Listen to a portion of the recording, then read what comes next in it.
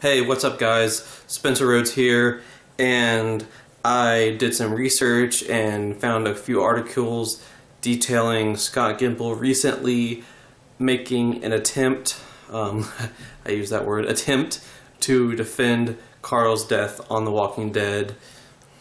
And he was interviewed a few days ago. I'm going to pop it up. I'm just going to read out loud what he says. I mean, everyone's saying that Carl dies in episode 9. You know, Carl dies in the mid-season premiere.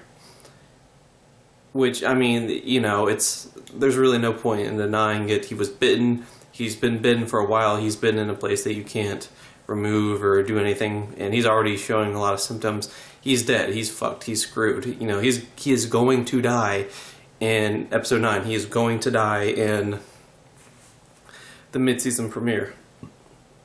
I mean, at least I'd say like 99% chance. They could fake us out. There could be some crazy cure, but I doubt it. Like I said, I'd say at least 99% chance he's dead. He's gonna die in episode 9 in the mid-season premiere. But here is what he has to say about it. He is calling Carl's death very important. But all right, he says, this episode, Season 8, Episode 9, sets very important ideas for the rest of the season. Very important motivations, and it recontextualizes everything that's been going on and gives it a perspective that just can't be denied. It scrambles some things, but Carl's presence is felt very deeply in the story, throughout the story. It's a critical aspect of the season. Oh, well, I'm relieved. Carl's death is a critical aspect of the season. And there's more.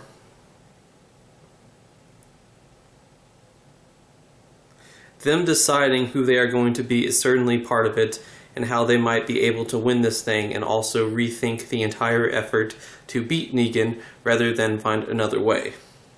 And that's all pretty heavy, emotional, philosophical stuff, but there are also a lot of practical realities going on about how Alexandria has been definitely, you know, screwed up. Philosophical. Yeah, that's great. That's what we need from The Walking Dead. We need it to be more philosophical. Isn't that the shit that's been fucking up this season? All the philosophical crap, all the characters talking in rhymes and all that shit. I don't know. Alright, there's a little bit more. We saw what happened in many ways. Now it's where are they going to go? What are they going to do? It sounds like the season 4 after Herschel died. Now it's a question of what are they going to do? Who are they going to be? Like, there's always something like this. A major character dies, and the writers are like, oh, well, their presence is felt. You know, the characters are going to realize who they are. Over and over again. There's a little bit more, hang on. We saw what happened in many ways. Now it's where are they going to go? What are they going to do? Is it a question of beating Negan or just surviving at this point? Is it a last stand? Is it a surrender? Is it an escape? There are those big philosophical questions, but then there are practical questions that are kind of practical questions that just surmount everything, which is, how do they survive the night? Yeah, I'm not satisfied with his explanation. I'm not happy with this.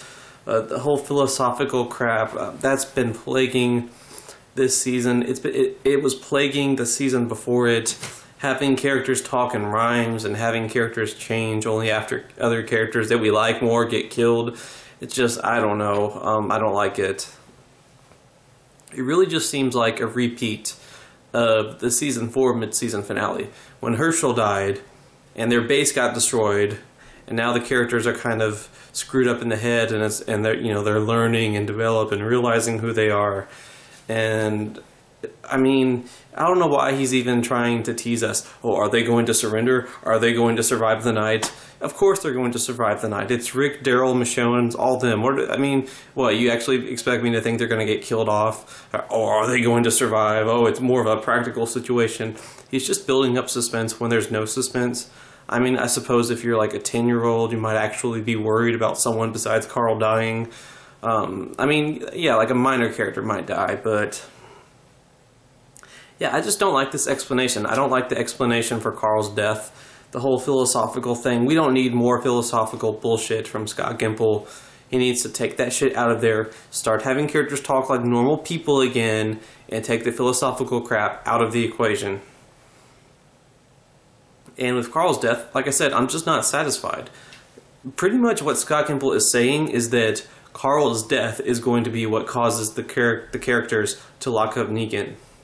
You know, which I just think is ridiculous. Carl did not have to die in the comics for them to lock up Negan. Why does he have to die in the show for them to lock up Negan? He doesn't. They don't. There's other ways to do it. They're trying too hard to make it all complicated and philosophical and emotional and dramatic that Rick is going to let Negan live. But it's just like in the comics, it's a lot more simple. And I think that's what makes it better, because in the comics, Rick did not really lock up Negan because it was mercy. I mean, there was a little bit of mercy, but ultimately it was to prove that they were above Negan, that they were above this violence, that they're going to build this new world, build this new society, rebuild everything, and lock up Negan and have him rot in a prison like a normal criminal with a life sentence. Go back to civilization. Rick wanted to kill Negan. Carl wanted to kill Negan. There was a moment in the comics where Carl is about to shoot Negan, and Rick reminds him, look, there were times where Negan had a chance to kill us, and he chose not to kill us, so killing him would be kind of wrong. Even though this is the guy that bashed in Glenn's brains, but, it's true. He did spare Rick and Carl's lives a few times. Sparing Negan's life just made sense in the comics. Rick was trying to rally up everyone and just rebuild. He didn't kill all the saviors. Not all the saviors died. The saviors went back to their little base and they just kind of hated each other, but they didn't fight. There was no more fighting, no more battles, no more war. There was peace. They got to rebuild. The Hilltop, the Kingdom, and Alexandria all helped each other. They built roads where you could just travel freely from place to place without any concern whatsoever of walkers. They've rebuilt everything. They pretty much brought things back to normal life. And locking Negan up, not killing him despite what he did, that was the ultimate morally good thing, the ultimate way to go back to civilization and to prove that Rick's way is better than Negan's way.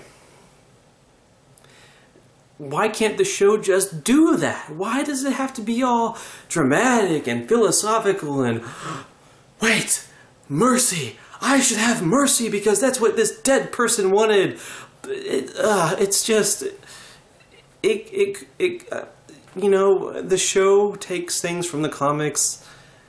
Sometimes it adapts them very closely. Sometimes it adapts them word for word. Sometimes it doesn't. This is something that they just totally shit on. This whole mercy, let mercy prevail. It's just, I don't know. It's not necessary. It's dramatic. The only silver lining I find in this is that they're not doing the most predictable thing. The most predictable thing. At least I don't think they are at this point. The most predictable thing would have been Morgan dies, Rick honors Morgan's memory by not killing Negan because all life is precious. That was just so eye-rolling predictable. Back in season 6 when Morgan first built the jail, everyone was like, oh, Morgan's gonna die. Rick's gonna be like, all life is precious. I'm gonna lock Negan in Morgan's cell. And yes, it will be Morgan's cell that Negan is locked up in, but I'm hoping that Morgan does not die. I'm still not 100% convinced that Morgan does not die. I have trust issues with this show, killing my favorites. Morgan is the last character I really like that's left standing. I really liked Abraham, Glenn, Sasha, Beth, Tyrese, and look what happened to them. Yeah, Morgan's really the last one I really like that's left standing. And with Fear, I hope that I hope that it's after season 8. I'd say it's looking good for him, but who knows? Who knows? I'm still not 100% convinced that Morgan's going to make it out of season 8 alive. That Fear is going to be after season 8, after the events of All Out War. I'm hoping it is. But yeah, if Carl's death is what motivates Rick to lock up Negan, it's better than Morgan, because Morgan was literally the most lazy option they could have taken. But, I'm just with Carl's death and with season 8 in general, I'm just not happy with it. Scott Gimple and Robert Kirkman are just trying to cover their asses at this point. I don't know what they were thinking. I don't know what they were thinking. Just, Chandler Riggs didn't want to leave.